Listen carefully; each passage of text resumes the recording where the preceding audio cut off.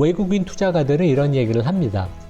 내가 삼성전자를 가령 투자를 하면 세계 최고의 반도체 기업 IT 하드웨어에 투자만 하고 싶지, 기업이 그 알아서 자기가 투자를 다각화하는 것을 원치 않고 한 분야에 집중해서 최고가 되는 것을 외국 투자가들은 원하고, 그게 글로벌 스탠다드고, 그게 어떻게 보면 주주를 위해서 가치를 창출을 하는 거죠.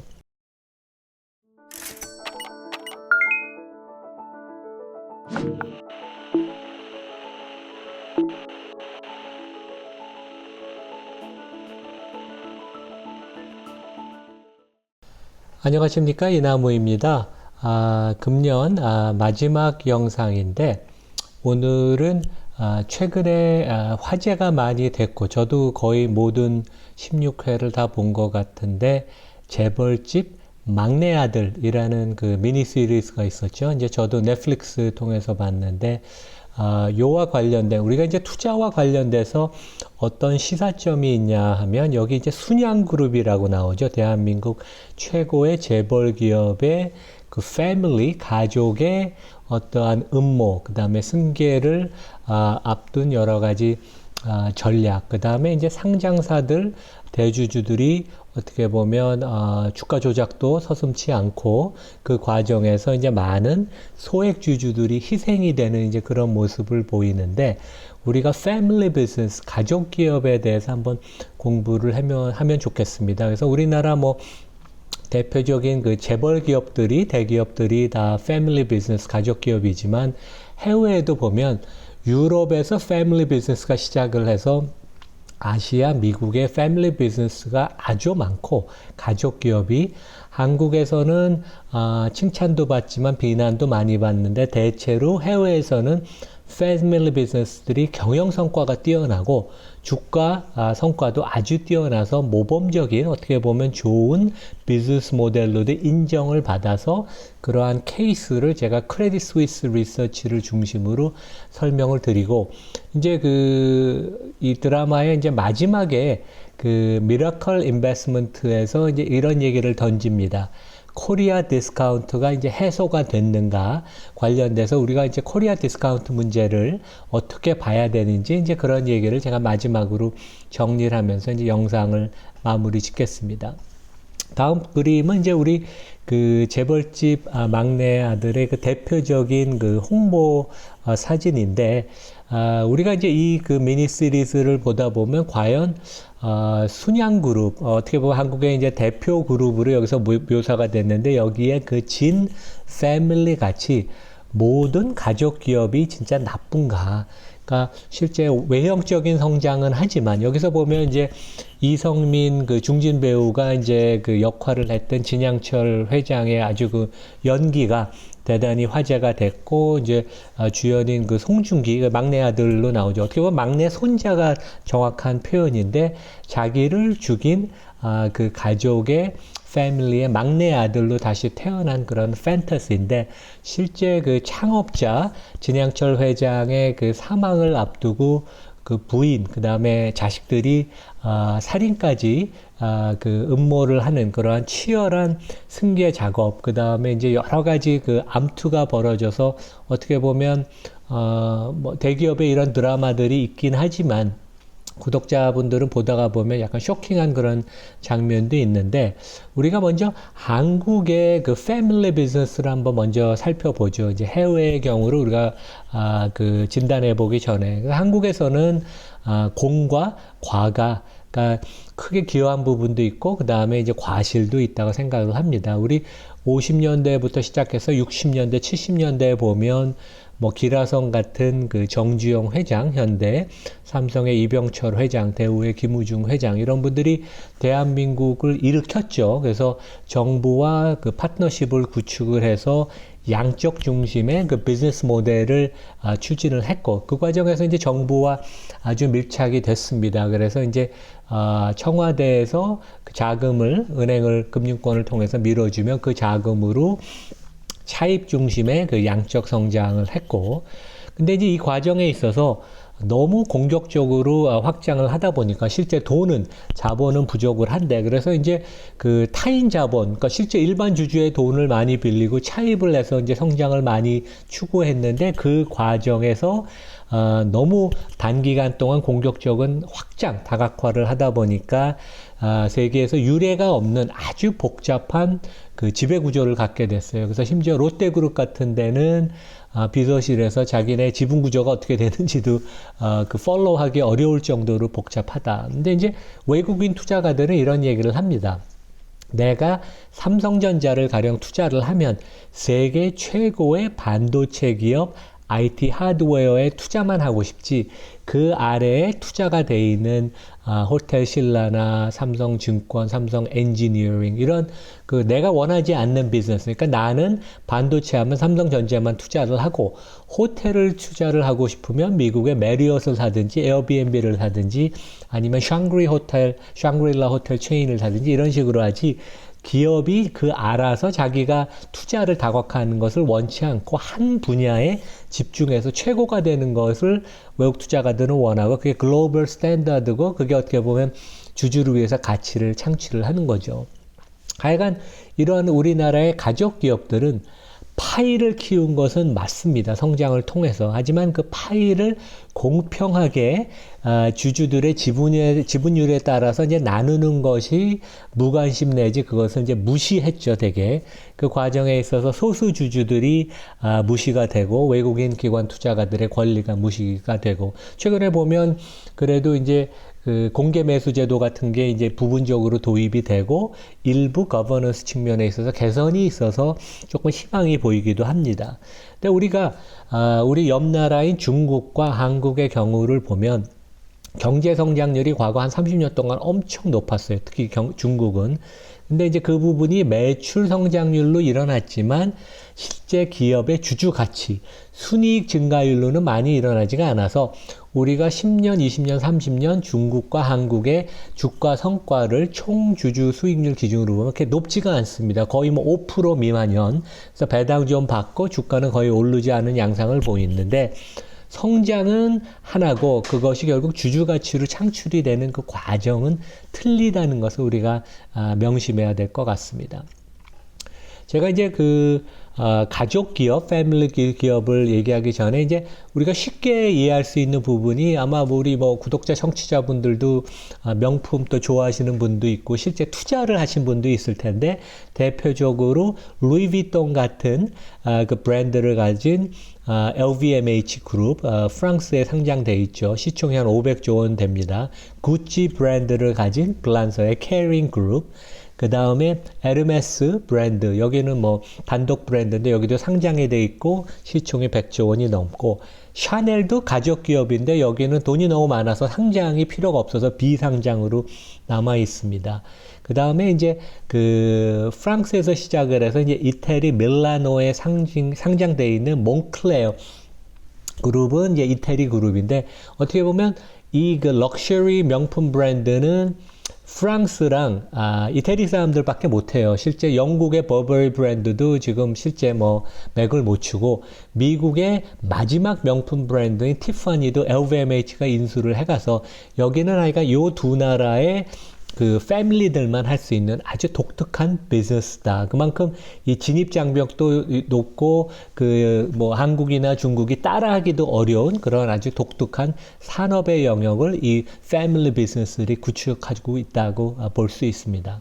이제 국내에서는 우리 재벌의 비즈니스 모델, 패밀리가 중심이 된 대기업의 비즈니스 모델에 대한 논란이 많죠. 당연히 삼성, 현대차, SK, LG 같은 데는 이제 국가 경제에도 기여하고 어마어마한 대기업을 많이 일궜지만, 그 밑에 있는 이류 대기업 중에는 형편없이 이제 많은 그룹의 외형도 줄어들고, 그 과정에 있어서 주주 가치도 많이 파괴한 데가 많지만, 전 세계적으로 보면 우리나라 대기업도 여기에 이제 포함된 데이터인데, 이 패밀리, 가족이 경영하는 상장사들은 경영 성과도 아주 높고 주가 퍼포먼스도 대단히 높습니다. 이거는 2006년 이후 데이터인데, 크레딧 스위스라는 이제 스위스의 대표적인 금융기관이 여기가 이제 WM, 프라이빗 뱅킹이 뛰어나서 이런 그 가족 기업들을 클라이언트로 오래 갖고 있어서 이 업을 되게 잘 아는데 여기서 2006년 이후로 한 15년 정도 데이터를 보면 일반 기업보다 가족 경영을 한 패밀리 비즈니스의 주가 성과가 아주 장기적으로 뛰어나다. 거의 매년 한 3% 포인트 정도 더 우수한 주가 성과를 보였습니다. 그래서 우리가 이제 금수저의 부작용도 있죠. 제가 이제 좀 이따 설명을 드리겠지만 1대, 2대 지나서 3대부터는 조금 금수저 부작용은 있지만 그래도 상장 기업이지만 내가 이건 내 기업이다, 내 것이라는 그런 주인의식, 책임감이 아주 뛰어나서 패밀리 비즈니스의 경영 성과가 뛰어나다. 그래서 이제 첫째, 이 패밀리 비즈니스는 일반 기업보다 매출 성장률이 뛰어나요. 그만큼 업종이 뛰어나고 그 안에서 경쟁력이 뛰어나다는 얘기고, 두 번째는 수익성, 마진도 높습니다. 한 2% 포인트. 그러니까 더 이익이 많다는 얘기고, 세 번째는 단기적인 경영 성과에 휘둘리지 않으니까. 왜냐하면 대주주가 있으니까 장기적인 관점에서 기업 경영을 합니다. 이게 되게 좋은 거죠. 그래서 설비 투자건 R&D를 해야 될 거는 꼭 확실히 하고 장기적인 관점에서 경영을 한다. 그리고 이러한 투자를 하고 그럴 때 과도하게 차입에 의존을 안 하고, 왜냐하면 내 것이니까 무리를 해서 빚을 많이 쓰진 않는 거죠. 그래서 자기 자본에 의존을 하고 재무 구조도 우수하다. 그래서 시대가 바뀌고 패러다임이 바뀌어도 끄떡없이 장기적으로 발전하는 게 패밀리 비즈니스라고 하고, 우리가 이제 투자 관점에서 주목을 해야 될 것입니다. 그래서 이제 한국에는 우리 뭐 재벌 기업, 대기업들이 많지만 패밀리 기업은 아시아에 되게 많습니다. 아시아의 그 화교 자본들이 대부분 이제 동남아시아 이런 데를 꽉 잡고 있죠. 그래서 뭐 홍콩의 리카이싱, 리가성이 청콩 그룹을 컨트롤하듯이 그 가족, 지금은 이제 아들이 리처드 리가 경영을 하고 있고, 그 다음에 싱가포르, 말레이시아의 쿼크 패밀리, 스탠더드 차터드 은행의 대주주였고, 그 다음에 쿼크 패밀리, 말레이시아 최대 부자고, 그 다음에 이제 샹그릴라 호텔을 갖고 있고, 그 다음에 커머디티 비즈니스를 많이 갖고 있는데, 이런 비즈니스가 이제 아시아에 많고, 다 우수한 기업들입니다. 유럽에서 원래 패밀리 비즈니스는 많이 시작이 됐어요. 그래서 우리가 뭐 친숙한 칼스버그 같은 데는 한 200년 가까운 역사를 갖고 있고, 하이네켄, 그 다음에 이제 명품사들이 당연히 패밀리 비즈니스고, 그 다음에 스위스의 대표적인 다국적 빅 파마인 러쉬, 여기 제넨테크라고 미국의 최고의 바이오테크 기업도 갖고 있고, BMW 같은 데도 가족 기업입니다. 물론 그 패밀리들이 뒤에서 이사회를 통해서 경영에 간접적으로 관여를 하고 사회적인 봉사 책임을 많이 하고 실제 경영을 직접 나서진 않는다.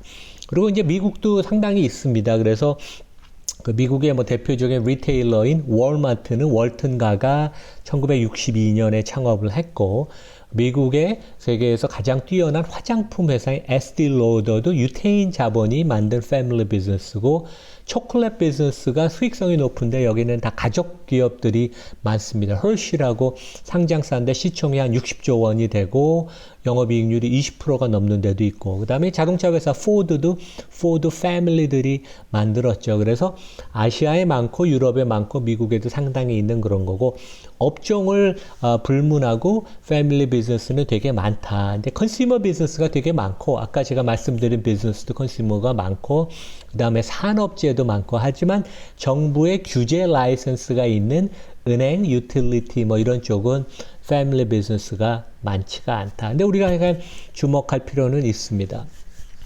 그래서 아주 재미있는 특징이 패밀리 비즈니스는 1대 창업자와 그 자식들 2대까지는 엄청난 경영 성과가 있고 주가도 아웃퍼폼을 많이 합니다. 여기 다음 페이지 그림을 보면 1세대, 2세대 주가 지수가 월등한 성과를 보이고 3세대부터는 조금 금수저 부작용이 나타나지만 그래도 기타 기업, 일반 기업보다는 경영 성과가 뛰어나고 주가도 좋은데, 한국은 특이한 게 우리나라 대표적인 기업인 삼성그룹과 현대차그룹이 지금 이제 3세 경영을 시작을 해서 되게 아주 중요한 시점이다. 이제 우리가 그렇게 이해를 하면 될 것 같습니다.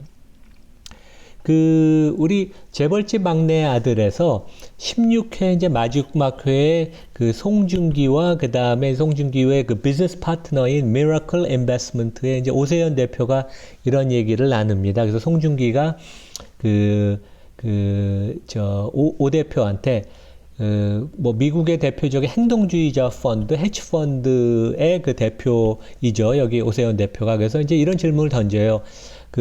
오 대표가 시장에서 우리가 이제 주도적인 역할을 하면서 한국 시장에서 코리아 디스카운트가 사라질 때가 됐다. 이런 질문을 하면서 그럼 과연 코리아 디스카운트가 사라졌다고 오 대표는 생각하십니까? 이런 질문을 하니까 오 대표는 은퇴를 해서 이제 야인이 된 상황인데 아니 전혀 이 나라는 가망이 없어. 약간 좀 이런 부정적인 발언을 하는데 우리가 여기서 코리아 디스카운트에 대해서 한번 다시 이해를 해야 될 것 같아요. 그리고 이 코리아 디스카운트가 생기는 많은 부분이 재벌의 비즈니스 모델에서 이제 근거하는 그런 측면도 있기 때문에 이 부분을 자세히 이해하고 이 디스카운트가 어떻게 앞으로 해소되는지를 우리가 지켜보는 게 중요할 것 같습니다. 그래서 일부 법학자나 그 다음에 이제 금융계 사람들이 잘 모르니까 코리아 디스카운트 우리가 정하는 게 아니라 글로벌 스탠다드에 맞춰서 국제 금융시장에서 정해지는 한국 주가의 디스카운트예요.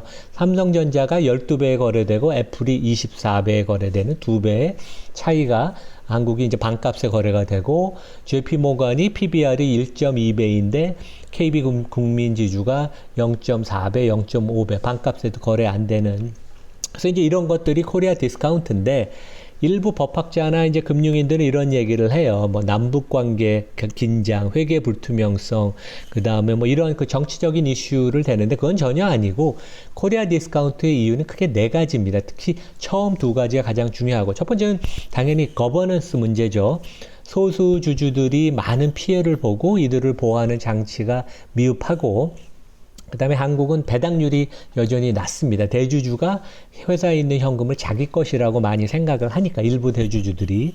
그 다음에 이사회가 이제 독립성이 취약을 하죠. 근데 거버넌스가 조금 개선되는 모습을 보이지만 또 일부 대기업들은 그걸 악용하는 사례도 있습니다. 그게 한 이유고 두 번째는 우리 어떻게 보면 장점이자 산업 구조상 어떻게 보면 근본적인 문제예요. 그래서 이제 한국의 재벌의 비즈니스 모델은 투자를 많이 하는 자본 집약적인 비즈니스 모델입니다. 자동차, 반도체, 철강, 석유화학, 심지어 최근에 전기차, 배터리, 2차 전지도 다 수조 원씩 최소한 투자를 매년 해야 되는. 그래서 이제 이것의 문제는 이익이 경기에 아주 민감하고 이익을 예측하기가 어려워요. 왜냐하면 변동성이 크기 때문에. 그래서 디스카운트를 받아요. 그래서 실제 미국의 마이크론도 삼성전자와 비슷하게 퍼가 아주 낮습니다. 그래서 거버넌스만 갖고 우리가 코리아 디스카운트를 설명할 수는 없다.